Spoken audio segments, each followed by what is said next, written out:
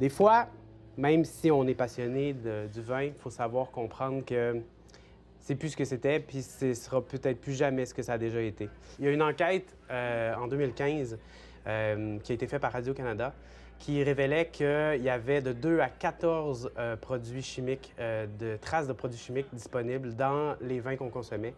Et puis qu'il y avait des taux de 10 à 40 fois supérieurs à ce qu'on peut tolérer dans l'eau selon les normes de l'Union européenne. Puis ça comprend par exemple du carbendazine, qui est un agent chimique qui est réputé cancérigène et qui est totalement interdit par l'Union européenne. Ça, on trouve ça dans le vin. Quand on va dans la SAQ, on est tous comme « Oh, le terroir, le producteur, les petits oiseaux, les papillons ». Mais dans les faits, la réalité est vraiment triste de ce temps-ci. Quand on va dans une SAQ, quand on rentre à l'intérieur d'une SAQ, il faut comprendre que tout ce qu'on voit a été formaté. On rentre, puis on voit des caisses et des caisses de vin, des produits qu'on connaît sûrement pour la plupart. Et puis ça, c'est pas un hasard. En fait, tout a été pensé, non seulement pensé, mais ça a été vendu à des grosses compagnies. Ces espaces-là, la SAQ en retire de l'argent. Puis dans le fond, il va y avoir des belles publicités pour nous vanter le terroir de l'Espagne, par exemple, alors que le produit qui nous est proposé, c'est un produit qui a été formaté par une gang d'investisseurs qui s'intéresse strictement à l'argent qu'il y a dans tes poches. Dans le fond, ces vins-là sont produits dans des immenses citernes qui ressemblent à des silos à grains qu'on connaît bien ici, sur des kilomètres et des kilomètres carrés. Puis le but, c'est une gestion des coûts au final. Ça n'a absolument rien à voir avec le goût du vin. Pour ce qui est du goût du vin, par contre, pour le passer au consommateur, on est prêt à mettre les produits chimiques dont je vous ai parlé tantôt. On est prêt à mettre de la poudre, des exulteurs de goût, des levures avec des aromatiques comme le 71B. Les 3 dernières années, le vin le plus populaire à la SAQ, c'était le Revolution Red.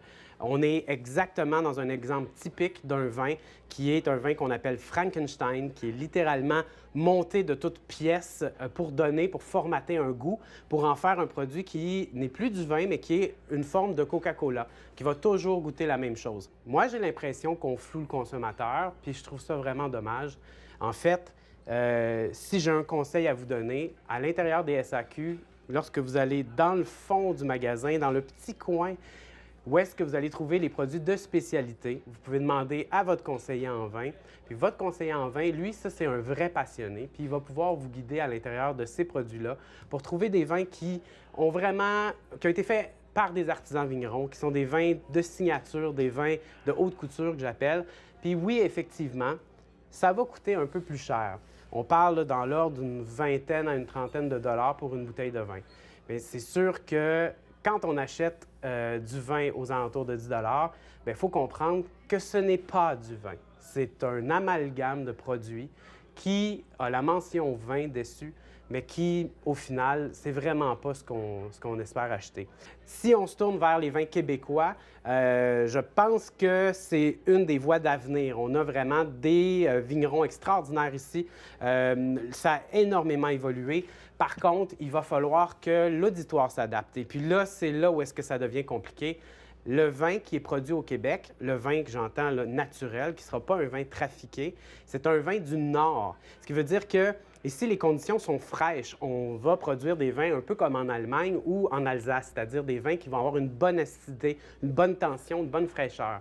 Quand on arrive dans les goûts des Québécois, bien, on se tourne souvent vers des vins qui sont très riches, très opulents, avec du beau fruit mûr, puis passablement de sucre. Fait que ça va être au consommateur, tranquillement pas vite, à commencer à apprécier les vins qui sont faits ici de façon plus naturelle. Allez jusque-là, je vais continuer de prendre de la bière de microbrasserie ici. Santé les jeunes!